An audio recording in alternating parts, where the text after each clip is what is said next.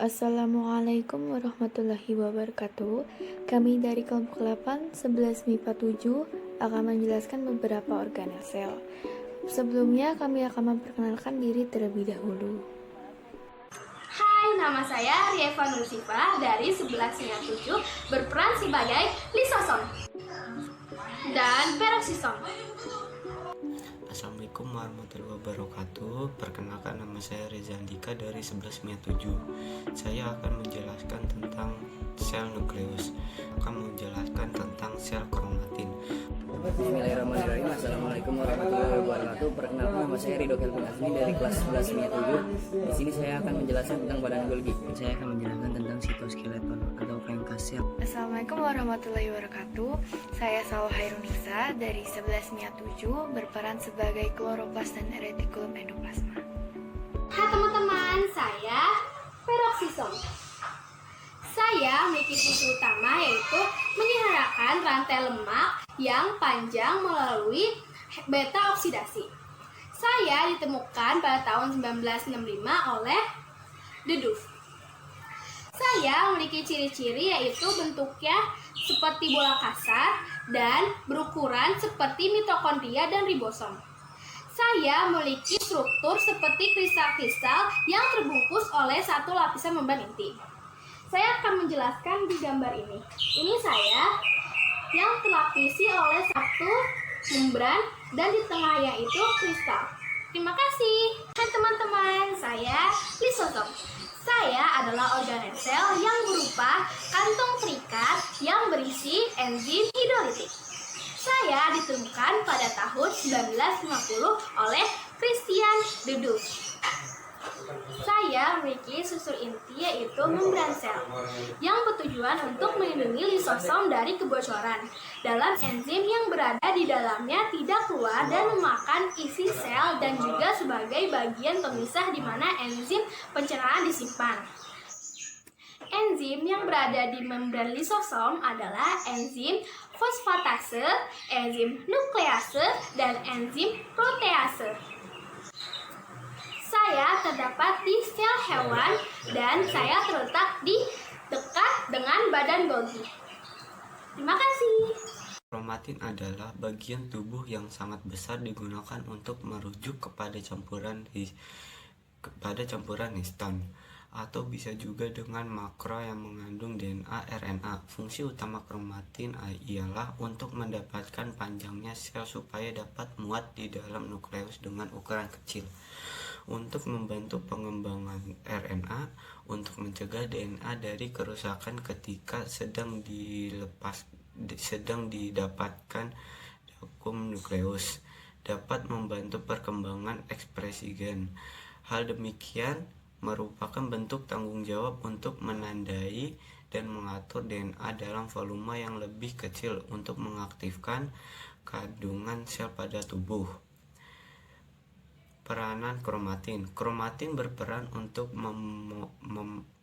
memadatkan panjangnya sel supaya dapat muat di dalam nukleus dengan ukuran kecil, untuk membantu perkembangan RNA, untuk mencegah DNA dari kerusakan ketika sedang dipadatkan dalam nukleus.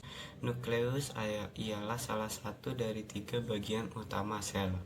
Nukleus adalah salah satu organel yang ditemukan hampir pada semua organel eukariotik.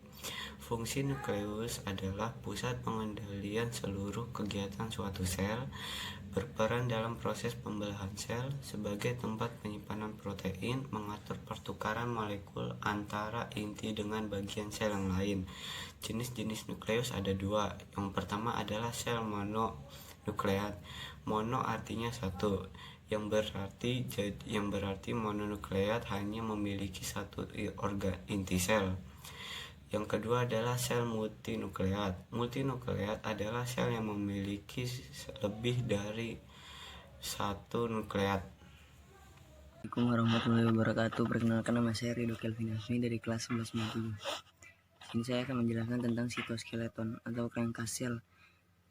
Sitoskeleton atau rangkas sel adalah jaring berkas-berkas protein yang menyusun sitoplasma dalam sel.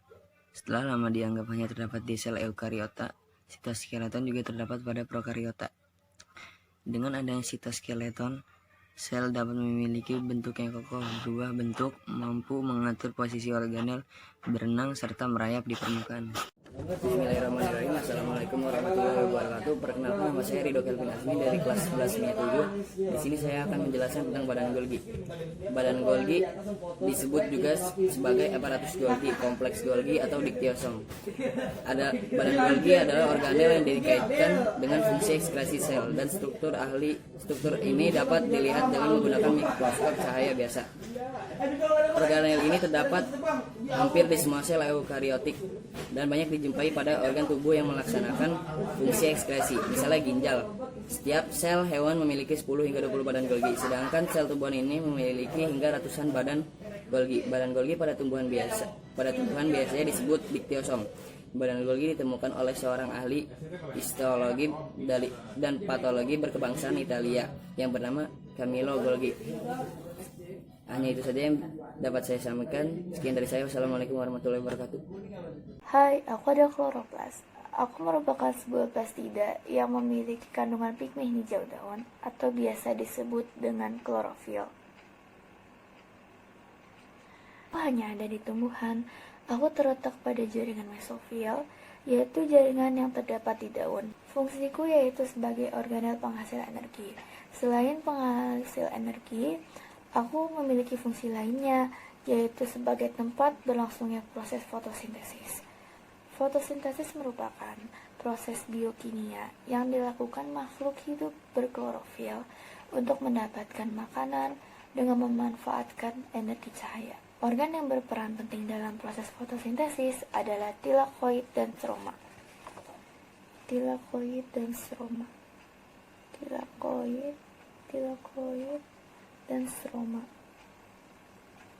Tilakoid memiliki fungsi untuk reaksi terang dan memiliki peran untuk memperoleh cahaya matahari.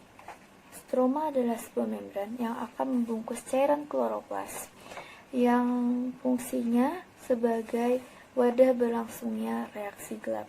Perkenalkan, aku adalah retikulum endoplasma. Retikulum endoplasma adalah organel yang berupa kumpulan kantung seperti membran berbentuk pipa, gelembung, dan kantung pipih yang meluas dalam sitoplasma sel eukariot. Jumlah retikulum endoplasma sangat banyak loh, sehingga hampir meliputi separuh dari total membran dalam pada sel eukariotik.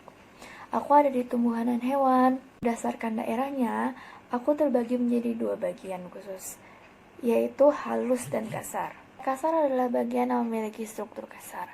Hal ini dikarenakan permukaannya terdapat bintik-bintik ribosom yang berfungsi sebagai mensintesis protein. Sedangkan area halus adalah bagian yang tidak diselimuti oleh ribosom.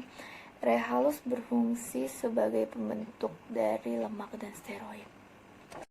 Cukup sekian penjelasan dari kami tentang organel sel.